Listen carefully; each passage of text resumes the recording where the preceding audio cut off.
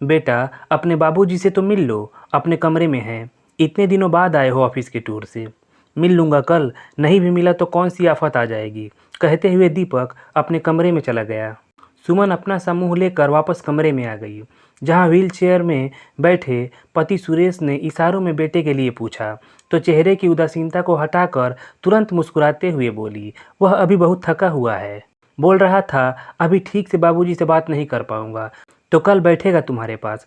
सुरेश ने आंखों की पलकों को झपकाकर हामी भरी, क्योंकि शरीर तो पिछले 3 साल से लकवाग्रस्त है। चलना फिरना तो दूर, ठीक से बोल भी नहीं पाते। कॉलेज से बेटी आई तो उसको देखते ही बामुश्किल से हाथों को उठाकर अपनी ओर आने का इशारा किया, परंतु बेटी संगीता अनदेखा कर अपने कमरे में चली गई। अपने बच्चों की बेरुखी देख आंखों से आंसू झरने लगे। तभी सुमन सुरेश के पास आई और अपने पल्लू से उनके आंसू पोंछे, इधर उधर की बातें कर उनका मन भटकाने की कोशिश करने लगी।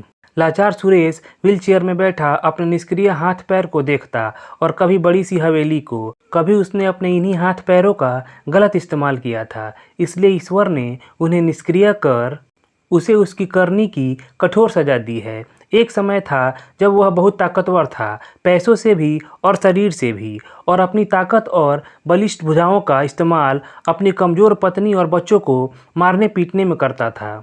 उसके लिए पत्नी मतलब पैरों की जूती समान। घर से बाहर नहीं जाना, ज़्यादा साज श्रृंगार नहीं करना, ऊंची आवाज़ में बात की तो सीधा गर्दन पकड़ता था। नशे में झूमता हुआ देर रात घर आता था।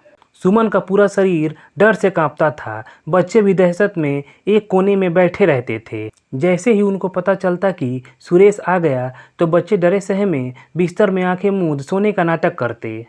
सुरेश को कभी अपने बच्चों से कोई मतलब नहीं रहता था। उनके साथ खेलना, उन्हें दुलारना तो दूर की बात थी।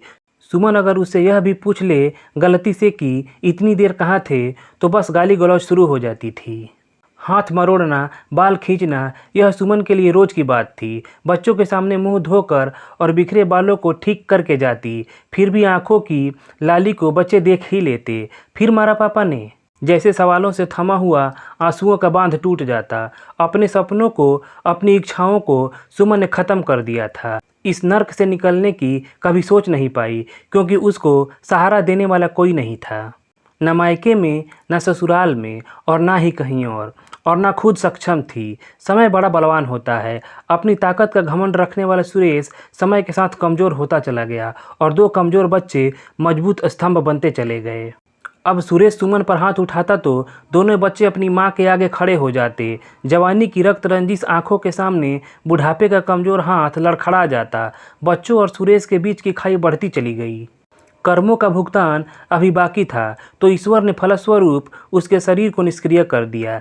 जिस पत्नी को इतना प्रताड़ित किया, अब अपने छोटे से छोटे काम के लिए भी उसी पर निर्भर रहना पड़ता था।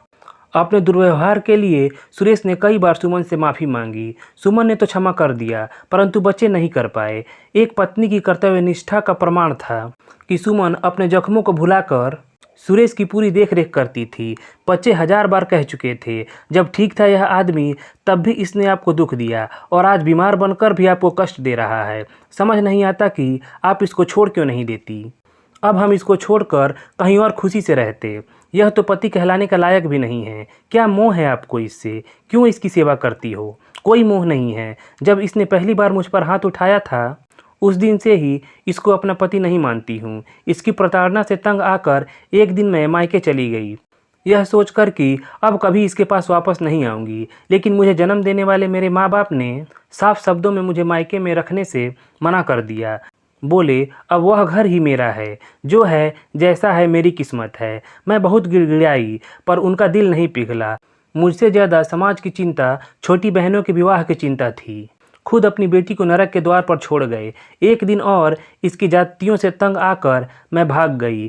तेरी बहन भी छोटी और तू भी गोद में। रहने को कोई ठिकाना नहीं था। दिन भर सड़क पर मारी मारी फिर रही थी। मेरी हालत को बहुत सारे सड़क पर घूमते भेड़िए भांप गए थे, मुझे साथ चलने को बोलते। इससे पहले हम सब उन भेड़ियों के चुंगल में फंसते, मैं डर कर वापस लौट आई। जैसा भी था, एक छत तो थी हमारे ऊपर। 3 समय का खाना तो मिल रहा था, सड़क छाप भेड़ियों से घर का भेड़िया फिर भी सही लगा। तुम लोग जिन हालातों में भी पढ़े, कम से कम आज अपने पैरों पर तो खड़े हो। जब अपने माँ बाप ही ठुकरा दें तो सारे रास्ते बंद हो जाते हैं। बस इस घर की छत और इसकी सुरक्षा ने मुझे इस आदमी का ऋणी बना दिया है, जो इसकी देखभाल करके चुका रही हूँ। ईश्वर ने पत्नी को कुछ ऐसा ही बनाया है। पति की 1000 गलतियाँ भी माफ़ कर देती हैं, अगर वह सुधर जाए तो भुगता हुआ भूल भी जाती हैं। बुरे वक्त में सब साथ छोड़कर भाग जाते हैं। एक पत्नी ही होती है जो सदैव साथ निभाती है, इसलिए उसका कभी निरादर नहीं करना चाहिए। आशा करता हूँ दोस्तों कहानी पसंद आई होगी। धन्यवाद।